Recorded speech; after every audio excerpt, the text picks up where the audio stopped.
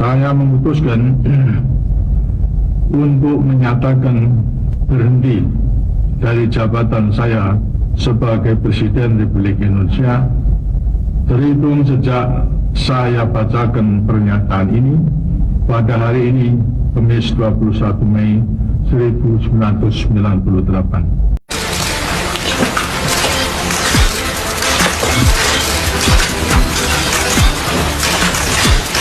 Well, congratulations, President. Kehormatan ini saya terima tidak hanya bagi saya pribadi, tapi juga merupakan kehormatan bagi rakyat Indonesia. For political and economic order, it is indeed appropriate that 40 years after... Mr. President, you deserve it. Yes. Thank you very much. Sejarah mencatat bahwa di era kepemimpinan Presiden Soeharto pada tahun 1967 sampai dengan 1998 terjadi perubahan sektor pertanian yang sangat signifikan di Republik Indonesia. Untuk meningkatkan produksi beras yang menjadi pangan pokok daripada rakyat kita, sejak semula kita berikan prioritas yang kemudian terus kita perhatikan dan tidak akan ada henti-hentinya sampai nanti fungsinya, suksesnya dalam bidang pertanian inilah harus mampu mendukung dari pembangunan industri yang kuat. Pada masa awal pemerintahan Presiden Soeharto, pertanian Indonesia masih menghadapi berbagai macam tantangan, seperti permasalahan kekurangan pangan, ketidakstabilan harga, serta rendahnya produktivitas pertanian. Untuk mengatasi permasalahan-permasalahan tersebut, Presiden Soeharto meluncurkan program-program pembangunan pertanian yang dikenal sebagai Revolusi Hijau. Awal-awal jadi petani di zaman tahun 1970-an, zaman Presiden Soeharto, kami betul-betul dimanjakan. Kami mendapatkan pupuk gratis, pestisida, bibit unggul. Kami sangat tertolong dan merasakannya begitu bagus pada saat itu. Revolusi Hijau sendiri adalah merupakan program yang dicanangkan oleh pemerintah pada tahun 1967 untuk meningkatkan produksi pertanian melalui penggunaan varietas padi yang unggul, penggunaan pupuk dan juga pestisida, serta pengembangan irigasi. Program ini berhasil meningkatkan produksi padi secara signifikan dan mengatasi masalah kelaparan di Indonesia. Pak Harto jadi presiden tahun 67, pejabat presiden tahun 67 dan presiden penuh 68. Nah, ada satu hal barangkali yang orang tidak pikirkan. Ketika Soeharto naik jadi presiden, Republik ini itu negara bangkrut. Oke. Jadi dalam kondisi bangkrut, Pak Harto jadi presiden. Dan bangkrutnya lumayan tinggi. 600% inflasi. 600% inflasi. Inflasi, betul. Anda masih ingat? Betul. Nah, Pak Harto ini berjasa dalam menyebarkan pendidikan dasar. Sebelumnya, sekolah dasar itu belum tentu ada di desa. Begitu Pak Harto naik, maka salah satu yang direncanakan adalah pendidikan itu, antara lain dengan Impres. SD Impres. Ya.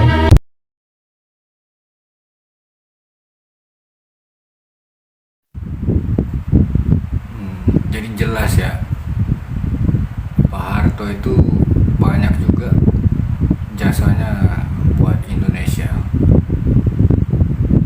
Oh, itu dari bidang pertanian, pembangunan, serta pendidikan. Tapi karena ada sedikit konflik, akhirnya dia dipaksa turun. Tapi sebenarnya nggak semuanya buruk. Bisa kita bandingkan dia dari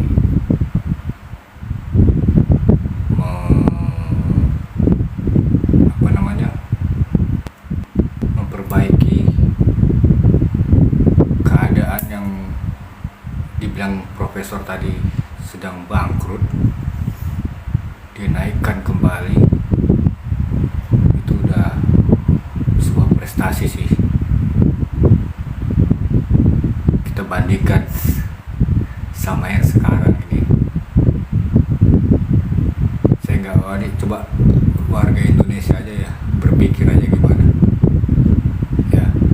Tepat 21 Mei, Indonesia memperingati Hari Reformasi Nasional. 28 tahun yang lalu, Indonesia dilanda krisis moneter, harga kebutuhan melonjak, ekonomi kacau, dan kemarahan masyarakat memuncak. Ribuan mahasiswa turun ke jalan menuntut perubahan. Hingga akhirnya, pada 21 Mei 1998, Presiden Soeharto berhenti setelah 32 tahun berkuasa. Tapi sampai hari ini, pertanyaannya masih selalu sama. Apakah semangat reformasi masih benar-benar hidup?